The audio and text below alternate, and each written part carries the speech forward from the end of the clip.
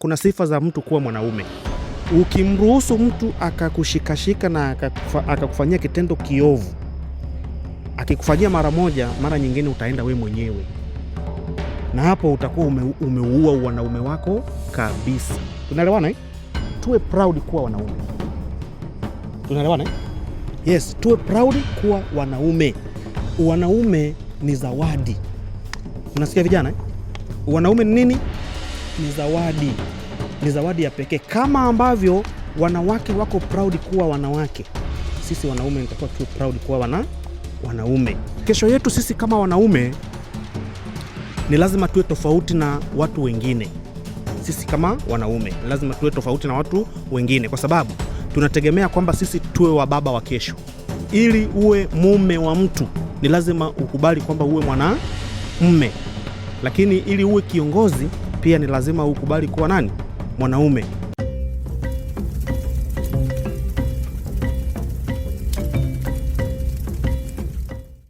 Hi boys.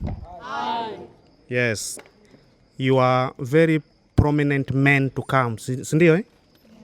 Yes. Tunategemea kesho na kesho kutwa muwe wanaume, si ndio? Mtoke kwenye uvulana tuende kwenye nini? Wanaume. Kwenye wanaume. Sasa kuna sifa za mtu kuwa mwanaume. Tunaelewana eh? Leo hii mmekutana katika hii kempu inaitwa wavulana camp eh? Hii wavulana camp, siku moja ukiwa mkubwa utakuja kukumbuka kwamba ilikuwa ni moja ya platform ya kukufanya wewe uweze kujijenga kifikra, kutegemea kwamba siku moja uwe mwanamume. Sasa hapa ndipo panapojengwa misingi, na hakika na kuthibitishia wewe kijana ambaye unanisikiliza sasa hivi, hutakaa usahau kitu ambacho kinatokea hasa katika umri huu wa utoto, kwa sababu akili zetu bado hazijabeba mambo mengi, lakini yale ya muhimu kama haya ya mtoko mliotoka kama vijana, mmekutana kutoka shule mbalimbali, mnakuja katika mazingira kama haya, mnajengana sasa, ndio mnakop tabia tofauti kwa watu ambao wanatoka kwenye taasisi tofauti, shule tofauti, makazi tofauti, na kila sehemu tofauti. Ila ubaya anaokuwa nao mwenzako ukiurithi itakuharibia future yako, kwa sababu what we are talking about hapa ni we are talking of our future. Tunaongelea kesho yetu. Sasa kesho yetu sisi kama wanaume ni lazima tuwe tofauti na watu wengine. Sisi kama wanaume ni lazima tuwe tofauti na watu wengine, kwa sababu tunategemea kwamba sisi tuwe wa baba wa kesho. Tunakubali hilo eh? Kwamba kesho uitwe dad. Utaitwa baba kama utakubali na utajipanga kwamba uwe mwanaume. Ili uwe mume wa mtu ni lazima ukubali kwamba uwe mwanamume, lakini ili uwe kiongozi pia ni lazima ukubali kuwa nani? Mwanaume. Ukikuta mtu mwenye jinsia ya kiume alafu hana wanaume, hawezi kuwa kiongozi, kwa sababu atabezwa, atatukanwa, atachekwa, atakuwa anadhalilishwa. Sawa eh? Okay, kwa hiyo mwanaume ambaye ni kiongozi ni lazima awe mwanaume mwenye wanaume. Lakini hutaweza kuombwa ushauri kama wewe huna wanaume ndani yako. Tunaelewana eh? Ili uweze kuombwa ushauri ni lazima uwe na wanaume ndani yako. Lakini watu watakukimbia na hawatataka kuwa marafiki na wewe kama wanaume hauko ndani yako. Sasa wanaume ni nini? Wanaume sasa ni kitu gani? Tumshukuru Mungu kwamba ametuumba tukiwa tuko salama, si ndio? Ametuumba na akili zetu njema ambazo zinatusaidia kuweza kuelewa, lakini kuhifadhi pia kumbu. Akili hiyo tusiharibu kwa matumizi ya dawa za kulevya, vilevi, lakini na vitu vyovyote ambavyo vinaweza vikatugasi au vikatuharibia katika umri wetu wa utoto, kwa sababu tukitumia sigara, tukatumia pombe, tukatumia vichocheo vingine vya ulevi kama mirungi, unakula kuberi na vitu vya namna ugoro, vinaweza vikatufanya sisi tukaweza kuharibikiwa katika wanaume wetu. Tunaelewana eh? Mshai kusikia kauli zinatokea mtaani kwamba kuna vijana au wanaume fulani wame left ma group wamekuwa wanaume ambao ni wanawake. Tunaelewana eh? Yeah. Kwa hiyo ukisha left group utakuwa umeharibu future yako, kwamba ile nafasi ya wewe kuja kuwa baba, rafiki, mentor, kiongozi, mume, utakuwa umeikosa. Na utaikosa kwa sababu gani? Left group. Kuna mambo ambayo yanaweza kukufanya left group. Sasa wewe kama mwanaume inatakiwa ukubali kwamba kesho yako inatakiwa iwe salama. Unafanyaje? Jambo la kwanza, wewe mikono yako itaruhusiwa kushikana na mtu, si ndio? Lakini si sehemu zote za mwili wako zitaruhusiwa, uruhusu mtu kukushika kama mwanaume. Hasa private parts, sehemu zetu za siri. Tunaelewana eh? Yaani sehemu zetu za siri, iwe ni mbele au ni nyuma. Yaani mtu asikushikeshike sehemu zako za siri za wanaume, na wala asikushikeshike sehemu zako za siri za haja kubwa. Yaani mtu anakushika makalio, ukakubali mtu akakushika makalio, atakushika leo, atakushika kesho na kesho kutwa, atakufanya kitu ambacho hakitakuwa kizuri kwenye jamii. Unaelewana eh? Na nikuambieni, ukimruhusu mtu akakushikashika na akakufanyia kitendo kiovu, akikufanyia mara moja, mara nyingine utaenda we mwenyewe, na hapo utakuwa umeuua wanaume wako kabisa. Tunaelewana eh? Kuanzia hapo hutaweza kuwa baba, hutaweza kuwa mume, hutaweza kuwa kiongozi, huwezi kuwa mentor. Na nani atakuja kukuomba ushauri? Atakuja kukuomba ushauri wa uchafu? Itawezekana? Haiwezekani. Kwa hiyo ili uwe mwanaume, ni lazima kwanza usimame na wanaume ambao Mungu amekuumba nao, na tuwe proud kuwa wanaume. Tunaelewana eh? Yes, tuwe proud kuwa wanaume. Wanaume ni zawadi. Unasikia vijana eh? Wanaume ni nini? Ni zawadi. Ni zawadi ya pekee. Kama ambavyo wanawake wako proud kuwa wanawake, sisi wanaume nitakiwa tuwe proud kuwa wanaume. Na wanaume wetu unajengwa kuanzia hapa kwenye utoto. Tuanze kujielewa kwamba sisi ni wababa wanaokuja, sisi ni wanaume wa watu wanaokuja. Yaani kesho na kesho kutwa, kama ambavyo mimi naitwa baba pale nyumbani, na wewe utakuja kuitwa nani? Uje uitwe baba. Mtu siku moja kuite my husband, yaani wewe umekuwa mume wake. Tunaelewana eh? Sasa hutaweza kuitwa husband kama leo hii utakuwa umeharibu future yako kwa kumruhusu mtu kuchezea private parties zako. Mtu akachezea sehemu zako za siri. Akichezea sehemu zako za siri, anakufanya wewe kuwa butu. Tunaelewana eh? Mwanaume katika umri huu wa utoto, ujana huu tulionao, hakikisha kwamba unajaribu vitu vingi vyenye haki, vingi vyenye ukweli, vingi ambavyo vinakubalika. Yaani usiseme kwamba nimesema ukajaribu vitu vingi, ukatoka hapa kwenda kujaribu kunywa pombe, ukatoka hapa kwenda kujaribu kula mirungi, au kwenda kufanya biashara ya madawa ya kulevya. No, nasemea vitu vingi vyenye kujenga. Kwa mfano, jifunze kucheza mpira, jifunze kulima. Hata pale nyumbani, palilia maeneo yako ya nini? Ya nyumbani, pale nyumbani kwenu. Ukitoka shule, ukiwa likizo, unaweza ukachukua jembe ukawa unalima pale nyumbani. Ndio inakujenga kama mwanaume, ili kesho na kesho kutwa ikitokea umekuja ukaangukia kwenye nafasi za watu za kilimo kwa mfano, ujue kwamba mtu huyu unayempa kazi anafanya kitu inavyopaswa kufanya nini? Inavyopaswa kufanya. Lakini kama hujui chochote, sitakuwa ni tatizo. Katika umri huu ukikuta sehemu kuna nafasi au fursa ya kuweza kucheza gitaa, cheza gitaa, kwa sababu you are a mentor. Kesho na kesho kutwa kuna mtu atakuja kukuomba ushauri kuhusu upigaji wa gitaa. Lakini drums unaweza ukacheza, mpira unaweza ukacheza. Hayo majaribio ndio tunayofanya nini? Ndio tunayoyaongelea. Usijaribu vitu vya hovyo ambavyo vitakuharibia kesho yako. Kwa hiyo katika umri huu pia usijiweke karibu sana na mahusiano ya kimapenzi. Tunaelewana watoto? Usijiweke karibu na mahusiano ya kimapenzi. Sisemi kwamba usiwe na marafiki wa kike, kuwa nao katika mambo mema.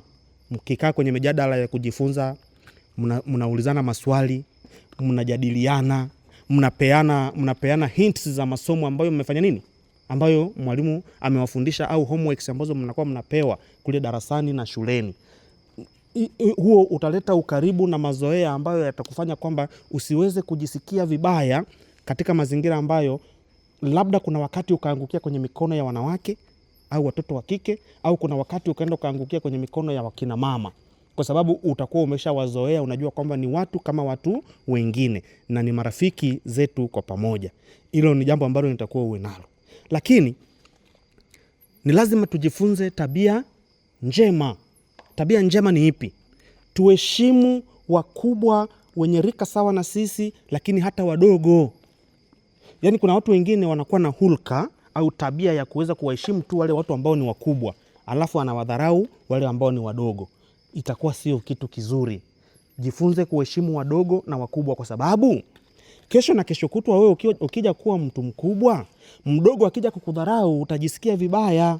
Lakini kwa umri wako ulivyo, kwa sasa hivi ulivyo mdogo, ukimpita mtu mzima, mtu mkubwa ambaye anaweza akamkaribia baba yako au mama yako alafu humsalimii, haionyeshi heshima nzuri. Lakini pia unaweza ukatoa msaada. Unaweza ukatoa msaada. Ili uweze kuwa kiongozi ni lazima upende kuwasaidia watu. Jali utu. Utajalije utu? Mwenzako anapopatwa na shida, ni lazima uvae uhusika umsaidie. Unaweza kaa huko darasani, mwenzako kalamu yake imegoma, wewe unazo 2. Ukitoa kalamu yako moja ukampa, itakujengea msingi wa kuweza kusaidiana katika maisha. Ina maana kesho na kesho kutwa utakuwa unajua kwamba kumbe mtu akiwa amekosa anapaswa kufanya nini? Anapaswa kusaidiwa, na hiyo ndio jamii. Lakini pamoja na hayo, tuwe walinzi wa mali zetu sisi wenyewe, lakini na mali za wenzetu. Usijiingize katika matendo ya wizi, usijiingize katika matendo ya kuficha au kumfanya mwenzako ajisikie mpweke kwa kupoteza kitu chake. Unapoona mali ya mwenzako iko sehemu ambayo haipaswi kuwepo au iko sehemu ambayo inaweza kapotea, wewe unapaswa kuchukua nafasi ya kuhakikisha kwamba yule mwenye mali anakuja kuipata mali yake. Tunaelewana? Anakuja kuipata mali yake. Kwa hiyo mimi nikifanya kwa mali ya rafiki yangu na yeye akafanya kwa mali ya rafiki mwingine, ina maana sisi sote kama jamii mali zetu zitakuwa ziko salama. Tujifunze kuomba pale ambapo tunakuwa na shida.